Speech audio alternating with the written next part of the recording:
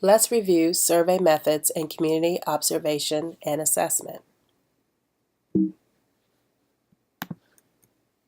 Many times in mass media, you will notice that there will be a report or something that talks about what will refer to some type of data in regards to a health problem. For example, this is about e-cigarettes being on the rise. Let's take a look at what a health survey report has resulted in for a mass media reporting on e-cigarettes. This video is from News Channel 9 WNCT from Greenville, North Carolina. According to the CDC, e-cigarette use is on the rise among teenagers as they are often marketed as safer and healthier than a cigarette. But these misconceptions are leading teens to use more frequently. Dr. Anand of the Brody School of Medicine conducted his own research in eastern North Carolina looking at e-cigarette use in a sample of 3,300 high school students. He found perception plays a part in adolescents' use. A lot of kids don't think e-cig use is same as tobacco. For them, it's not tobacco. It's like e-cig. It's like a techno thing for them. In his research, which was recently covered by the North Carolina Governor's Institute on Substance Abuse, Dr. Anand found ninth graders were more likely to use e-cigs, suggesting use is starting at a younger age. Lack of education on the danger of e-cigs and how it closely resembles the same toxins in a cigarette is thought to contribute to the rising levels of use.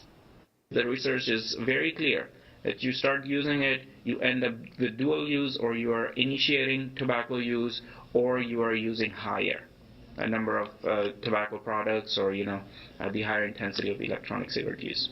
The American Academy of Pediatrics and the American Heart Association are calling for stricter regulations of e-cigs and discouragement of use among youth. 80% of hospitals have now banned e-cigs from their property. So after watching that video, you may ask yourself, well, I believe in what they say because I know that personally this is something that's happening. And that's going to be your first person account. However, it doesn't really tell us if this is true. And we would only know that if it's true based on the research. And we don't have access to the research, so it starts to get me wondering, how did they conduct their research? What was the methods? How many people did they survey? What type of children did he survey? What were the age ranges? And what time frame were these people surveyed? All of these things are important for us to understand when we think about the methods that we use in assessing. So even if we're assessing methods for research, or if we're assessing methods for community health assessments, trying to learn more about the community's health needs, concerns, desires, resources, we also will use qualitative methods or measures and quantitative measures. And you can see here I try and give you kind of an idea of what the differences would be. So qualitative with the L is more of the literature. Those are the things that we use to write about, describe, interpretive, ethnography. And remember, ethnography is really our way of digging in a little bit deeper to understand the context and the conceptual pieces to a culture or a group. Now, in quantitative measures, you'll see that N stands for numbers, and this is where we have statistical or quantifiable measurements. And in this measurement, we tend to see surveys are a part of this. This is where we can start to find statistical significances and central tendencies. And you'll see in some of the articles that you read later in the semester, regression and correlation, and even chi-square, which you've learned about in epidemiology.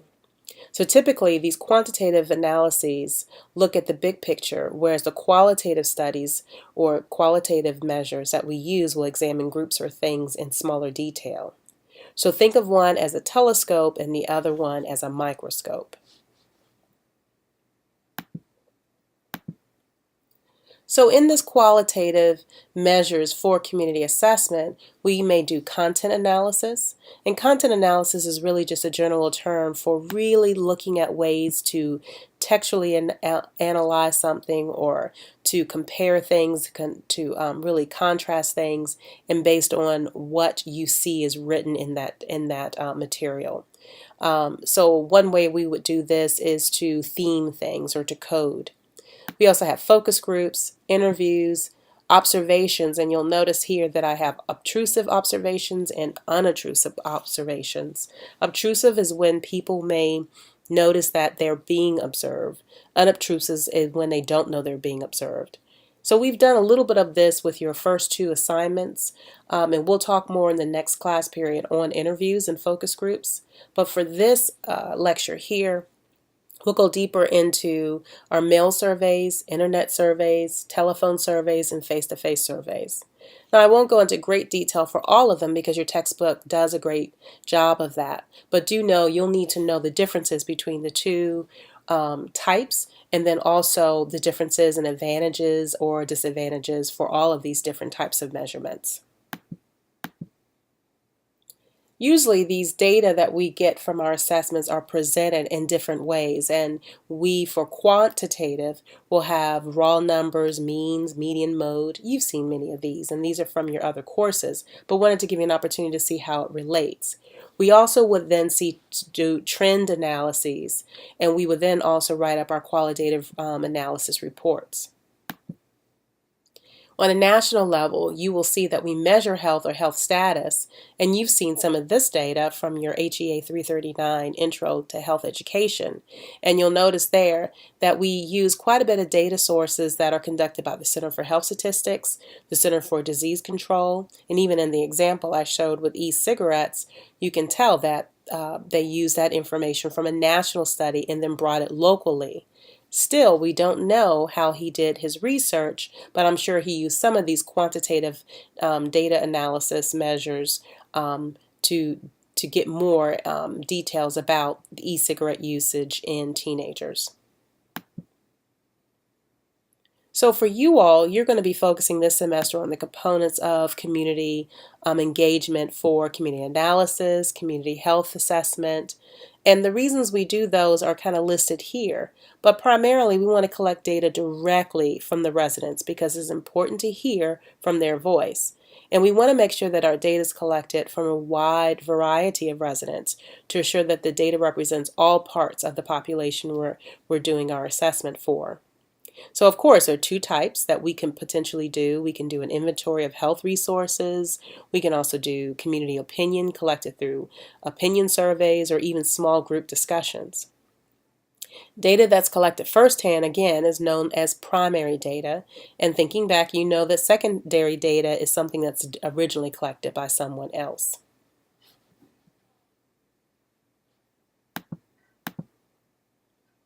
So in our assessment, what we're really looking for is not only what's happening, what are the desired needs or what are the perceived needs, but we're also looking for readiness and capacity for change. Because in the community, if we identify some of these needs, if we identify some of those perceptions, we want to know, is the community able to then identify solutions and put those solutions into action? So various parts of knowing if a community is capable would be is the community able to collaborate effectively in identifying the problems and the needs of the community? Are they achieving a working consensus on goals and priorities? Are they able to agree on ways and means to implement the agreed upon goals that they identify in their assessment? And are they able to partner effectively in the required actions? Because we in public health want to make sure that we're there to facilitate that change. We're not there to be the sole owners of that change or even to dictate that process. So, how do we handle this in using surveys? And your textbook goes quite a bit into what a survey is. And so a survey is a good method when you're trying to hear the opinions from a wide variety of people and to get a representative profile of that neighborhood, that county, that state. So it's a way of collecting information that you hope represents the views of the whole group in which you're interested in. It's really an efficient method to find out general information about an area, and it does allow you to get a sample from maybe a county or even the entire county.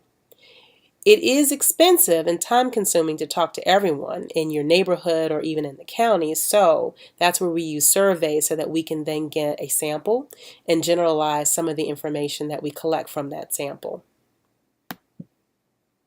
So why do we do all this? Well, we know why we do the community health assessment, and we know also why we do these surveys then, because they're connected. We want to learn more about behaviors and their needs.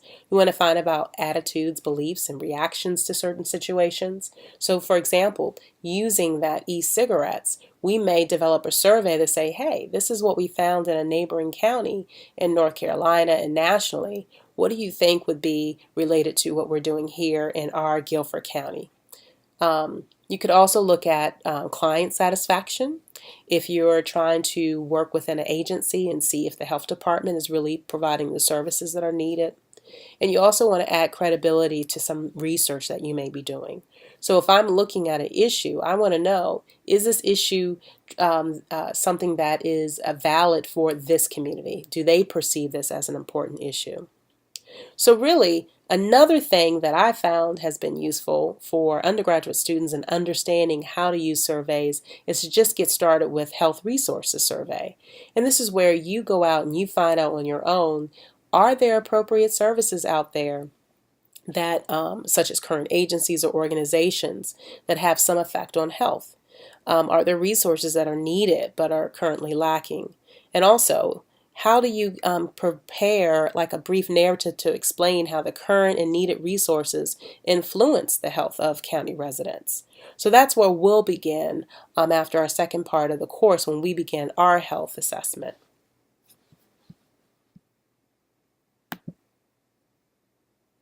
So one of the things that you may see is this is an infographic that an agency may have used in looking at a health department, and actually this is using a hospital.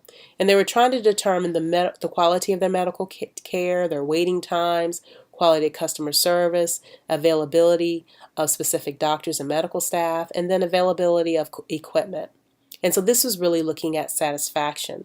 And you can tell that what they did is they used a survey. First, they used a survey that got them some information or talked about main concerns. They then looked at that survey and they found how many people were satisfied with their health services. And then they also went through to email and through their telephone surveys. They also found out more about the experience. And so these individuals then told them how they felt about these services using a Likert scale. So you can see that the types of questions you ask, or the different types of questions you ask, will yield you different results. Another example would be how we look at our county community health assessments. And we watched a video in class that talked about the 2013 Mecklenburg County Community Health Assessment. And in every community health assessment, they have to talk about what they did. But you'll notice here that they also talked about the methodology. And in the methodology, they said that they surveyed in summer 2013 1,888 residents who did paper and online surveys, and they were asked to rank health focus areas.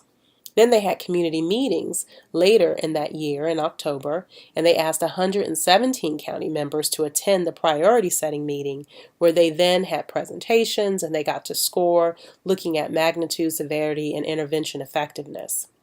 So when you think about this, if 1,888 residents were surveyed and they were the ones to direct the process for what are the health focuses for Mecklenburg County, if you think about the number of residents in Mecklenburg County, how sure are you that someone that looks like you was a part of that survey? Someone that is similar to you or lives in your neighborhood was a part of that survey, or someone that has some of the same concerns of you were also interviewed or surveyed, so that they could then give information that may be relevant to some of the health concerns that you have. So this is what we're always concerned about whenever we're using surveys. So when we conduct the survey, we want to get information probably quickly and effectively. Really efficiently is what these surveys help us with, especially if they're online, because you can collect the information and you don't have to then retype it. You can just put it all together and start to do your analysis. You can also use this from a large number of people, so that this way we can cast a broad net and get more information from people than if we were doing one-on-one interviews or focus groups. And when you can't get the information you need through other means, such as focus groups, then the survey is a very good source. But it all depends on how you develop your survey. So in your text, they do go quite a bit over the how we do the survey, or what we do, and how we develop the purpose, who we're going to sample, the types of methods that you will use. And then they also talk about how you would write your questions, because that's going to be very key as to what type of information you receive back and how useful the information is that you receive back. So this is just an example of how even in asking questions, you have many options. You all have seen Likert scale questions quite a bit, but there's also ordinal questions that will really give people an opportunity to rank. They may also have categories that they have to select from. Numerical questions that are, this is going to be closed-ended, but this is the ones that are going to tell us really their ages so that we can then compare. How many years have they lived in that age, in that area? How many years have they used the agency or types of health services you're questioning about? Multiple choice and dichotomous questions are also some of those types of closed-ended questions that we use. They're going to get us different types of information that we can then use to compare. So of course the textbook goes into what are some of the advantages and disadvantages of each type. And these are additional types of survey that we may send out. But again, it depends on who you're trying to reach, how much money you can spend. Postage stamps right now, how much do they cost? Now imagine you're trying to reach 1,000 people. That already is going to inflate your cost. So surveys can be mailed, distributed by hand, conducted by telephone, in person, by an interviewer. They can even be left in a box to be picked up from a certain location. I've seen surveys administered in a group setting, or even left in a public place where anyone who wants to complete a survey can pick it up and return it to the community health assessment team or whoever is engaging in the survey process. Many times I've found that it's best to use as many different types of these distribution methods as possible, because then that can help yield you different responses and also can increase the number of responses that you receive. But of course, we have to be concerned about potential bias. And biases are not just because of what the interviewer may have. I may be someone who perceives what this person has submitted differently.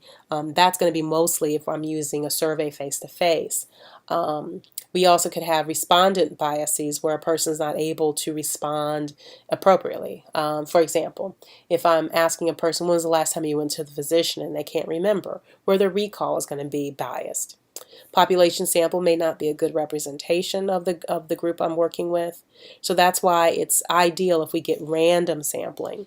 We definitely want to make sure that every person in the target population has a good chance of being included. And that means that, and when I say target population, target is now a term we wouldn't use, but the primary population we're focusing in on, we want to make sure that we get some reliable results from sampling a smaller number of people. So we can then be able to generalize the results to the entire population. So some of our survey concerns could be, are people likely to participate? Are they going to answer all the questions? Is it accessible to everyone, like such as literacy? If we're working with a group that's hard to reach, are they able to also understand some of the questions? We talked about cost. Is it anonymous? Because that could be important to others. And can the interviewee ask the questions immediately? Can that person say, hey, wait a minute, I have an additional question. Are we able to capture that? So all of these things could be potential pitfalls that you have to think about when you're using surveys, or even when you're interpreting the survey results. These concerns could bias some of the interpretation that we have in our analysis part. So then once we collect the surveys, it's always in a method of time, or I'm sorry, measured amount of time where we will collect surveys. It can't keep going on and on, but we want to get the greatest number. So we want to gather the incoming surveys at the same time as reviewing those surveys as they come in, so that we can see if we need to secure even more people if necessary. So before we even begin to collect any of these surveys, it's important that you also look around at other agencies or other survey assessments to see if they've gathered similar data that you can also add into some of the results you have here. So when conducting your survey, you want to make sure that for our class, we're going to focus in on concerns. And the reason we're starting here is because you're getting to know that community. You're not going to be able to do a full community health assessment, but one of the things that you can do is this kind of concern survey where you find what citizens identify as the most important issues facing their community. And you can see some of the reasons as to why we think this is important for us to do. And really the main thing is for us to help form strategies that can help that community deal with their own problems, also find ways for consensus building within that community so that they can identify their own solutions as well. But really, for you all, it's a way for you to learn how to engage with community residents so that you can take yourself out of the picture and learn more about what's important to them. And it will help you grow in your skills as a health educator as well. So why do we do it? Well, we do a concern survey. There's quite a bit of overlap as to what we've talked about before. But the key thing that I want to stress is that we want to start with people's concerns.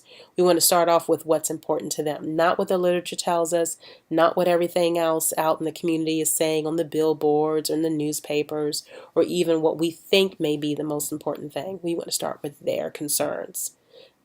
And it's very easy for us to do a concern survey because most of us may not know much about what's happening in our community. We talked about that in class. You may not even identify with a community or a neighborhood, but you definitely can identify with some of the concerns that you have for your own health within the space that you live in. So how do you prepare? You consider budgets and resources. And just as your textbook talks about putting together a working group to design the survey, you invite people or decision makers, key informants to add additional survey items so that you can collect as much information as possible. And you prepare a 30-item survey with additional demographic info. You also want to ask how important are the issues to the citizens and how satisfied are the citizens with the community efforts on these issues. Please make sure that you review Chapter 3 because in class, before we begin our interview section, we'll go over some ways that you can develop questions for concern surveys. And lastly, once you get all your information together, you do write up a brief report summarizing strengths and problems and overall approval rating of the surveys. So these things are just that reporting of what did you find as the highest rankings, what does this mean, how important are they also linked to satisfaction for community residents. You also want to look at 5 to 10 strengths and 5 to 10 problems if possible. And then you want to share this information with your staff. If you're working on a CHA team, remember, you're not just going to be health educators. You may also be key informants from agencies and resources that are providing services to that community.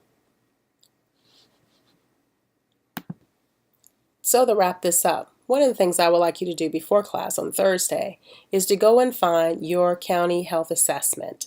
And the way you would find your county health assessment is to go to the North Carolina Division of Public Health homepage, look for the county health assessments, and for example, I'm looking at Bertie County here. And when I click on Bertie County, I can then view the community health assessment. It'll take me to that document. And when I look at that document, I'll notice that in the table of contents, it goes over quite a bit. It's a large document. They not only look at the resources that are in the county, they provide socioeconomic data. They'll also go into a little bit more of those health concerns, those health resources, and we're still going. Then they'll get into health statistics, and that's going to give you more of that data, secondary data in regards to what's influencing health there and what are some of the health outcomes, morbidity and mortality rates. Still going, we're on page 15 of just the table of contents. And then they're going to go a little bit deeper into then the reporting of how they identified some of their leading health indicators or what they hope to work on, their priorities, and then the dissemination plan.